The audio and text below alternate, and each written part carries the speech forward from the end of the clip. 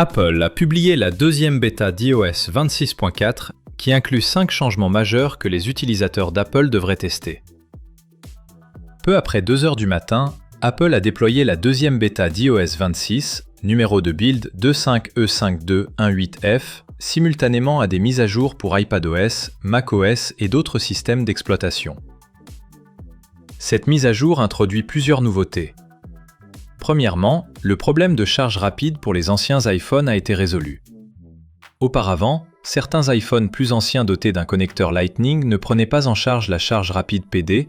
Cette mise à jour corrige le problème de lenteur de charge rencontré par de nombreux utilisateurs, rétablissant ainsi des vitesses de charge normales.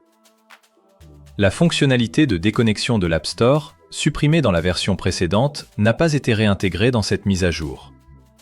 Désormais, pour se déconnecter ou se connecter à un compte App Store, il faudra accéder à Réglages, Médias et Achats, ce qui est un peu fastidieux. Deuxièmement, le RCS prend désormais en charge le chiffrement de bout en bout, également connu sous le nom de messagerie 5G.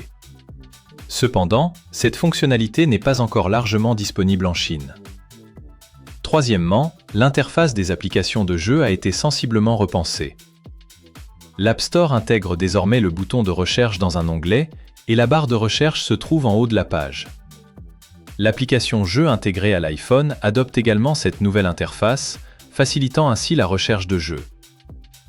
De plus, une fonctionnalité permettant de réduire les effets de flou a été ajoutée. Cette option se trouve dans Accessibilité, puis Taille de l'écran et du texte, des réglages, mais pour l'instant, aucune différence notable n'a été observée après son activation.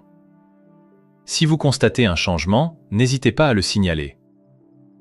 Enfin, le développement de la version chinoise des fonctionnalités intelligentes d'Apple se poursuit et la version Gemini de Siri n'est pas encore disponible, il faudra donc patienter encore un peu. Pour le moment, aucune autre nouveauté à signaler. Si des mises à jour importantes sont publiées ultérieurement, je vous en informerai.